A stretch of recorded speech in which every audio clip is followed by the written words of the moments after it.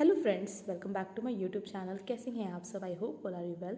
सो friends, आज की इस वीडियो में हम DSSB TGT SST की हिस्ट्री के सिलेबस के रिगार्डिंग बात करेंगे, क्योंकि बहुत से स्टूडेंट्स जिनकी प्रिपरेशन बीच में रुक गई थी क्योंकि एग्ज़ाम बहुत दिनों के बाद हो रहा है, या रुक गई थी, या फिर अब बहुत ज़्यादा सिलेबस है पेपर 2 का, तो एक बर्डन सा बढ़ गया है कि कैसे एक महीने डेढ़ महीने के अंदर अपनी प्रिपरेशन को पूरा करें, अपने सिलेबस को कवर करें, एटलीस्ट पूरा सिलेबस कवर हो जाए ताकि एग्ज़ाम में जो क्वेश्चंस आए वो हम अंडरस्टैंडिंग हो हमारे लिए।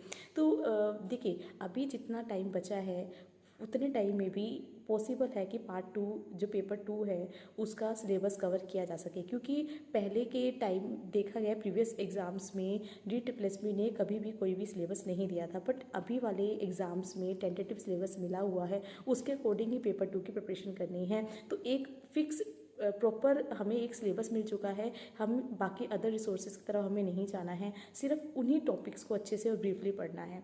तो जैसे कि बात करते हैं कि DSSB SST के सिलेबस, देखिए वीडियो एंड तक देखिएगा। अगर आपकी कोई क्वेरी रहेगी तो आप प्लीज़ मुझे कमेंट में कमेंट कीजिएगा, मैं उसको सॉल्व करने की कोशिश करूँगी।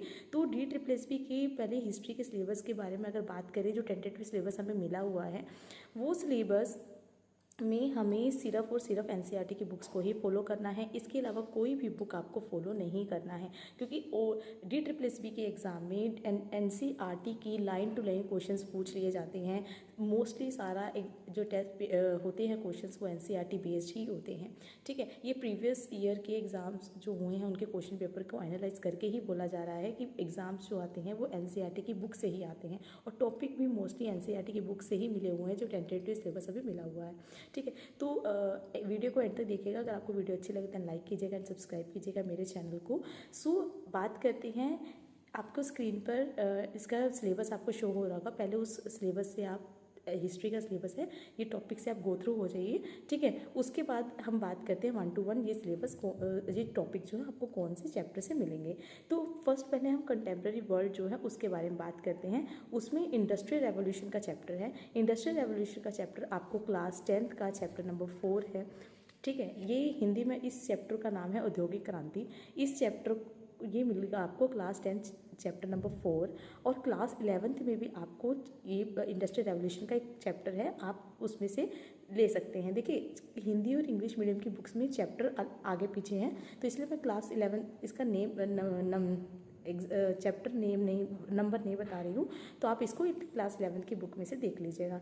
सेकंड बात करते हैं इकोनॉमिक डिप्रेशन। इकोनॉमिक डिप्रेशन का चैप्टर जो है वो क्लास 10th की बुक में आपको मिलेगा। ठीक है, लेबर एंड पीजेंट, ये चैप्टर आपको क्लास 9th की बुक में एज इट इज़ मिलेगा। ठीक है, फोर्थ है growth of industries in India, ठीक है, इन 20th सेंचुरी। ये चैप्टर आपको क्लास 9th और 10th की बुक आप पढ़ेंगे उसमें आपको मिलेगा, और क्लास 11th की बुक में भी ये वाला टॉपिक है, तो आप वहाँ इन तीनों बुक्स में से आप इसको ईजिली और अच्छे से कवर कर सकते हैं। आगे बात करते हैं feature of colonial society in India. ठीक है, ये वन्य समाज और उपनिवेशवाद का ये जो चैप्टर है ये क्लास 9th चैप्टर नंबर 4 और क्लास 8th की बुक में भी आपको ये चैप्टर मिलेगा, आप उसको अच्छे से गो थ्रू हो जाइएगा। नेक्स्ट बात करते हैं फ्रेंच रेवोल्यूशन, वेरी इंपॉर्टेंट, बहुत वेरी सबसे कहते हैं ना मोस्ट इंपॉर्टेंट जो टॉपिक और चैप्टर है ये फ्रेंच रेवोल्यूशन। ये आपको क्लास 9 में एज इट इज़ चैप्टर मिलेगा। इस चैप्टर को ईजी फर्स्ट चैप्टर है, इसमें इसके क्या कोर्स थे, क्या इवेंट थे, डेट्स, रीजन, इस चैप्टर को आपको ईजी बहुत ना अच्छे से समझना है, पढ़ना है। जब आप इसको ईजिली अच्छे से समझेंगे एंड पढ़ेंगे, क्वेश्चंस ना कॉम्प्लेक्स फॉर्म में आते हैं, ईजी वन लाइन में फॉर्म में नहीं आते। ठीक है, आपको इसको प्रॉपर अच्छे से समझना होगा, समझेंगे तभी आपसे एग्जाम में क्वेश्चन बन पाएंगे, तो इसके कंसेप्ट को समझिएगा। ठीक है, फ्रेंच रेवोल्यूशन क्लास 9th की बुक से आपको मिल जाएगा इजीली। नेक्स्ट बात करते हैं इंडियन फ्रीडम स्ट्रगल 1885 से 1947 तक, जब हमें इंडिपेंडेंस मिली थी इंडिया को, वहाँ तक का जो स्ट्रगल है इंडियन फ्रीडम स्ट्रगल, और इसके साथ सोशल रिलीजियस रिफॉर्म्स, ये आपको क्लास 10th की बुक, क्लास 12th की बुक में भी एक चैप्टर है।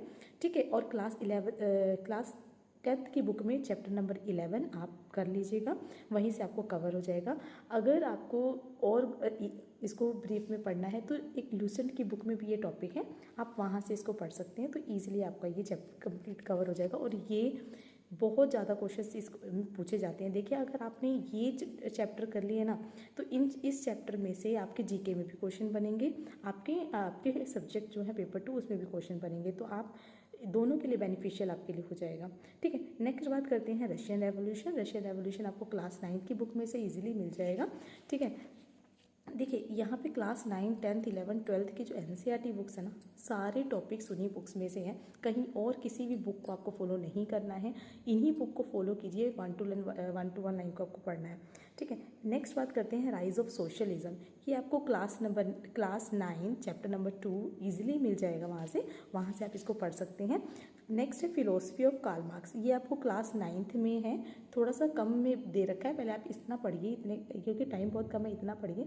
अगर आपका सारा सिलेबस कवर हो जाए तो इसको इसके एक PDF आप गूगल से निकाल सकते हैं, वहाँ से आप इसको पढ़ सकते हैं। नेक्स्ट बात करते हैं सोशलिस्ट इन यूरोप। ये आपको सोशलिज्म इन यूरोप आपको क्लास 9 की बुक में से चैप्टर मिल जाएगा।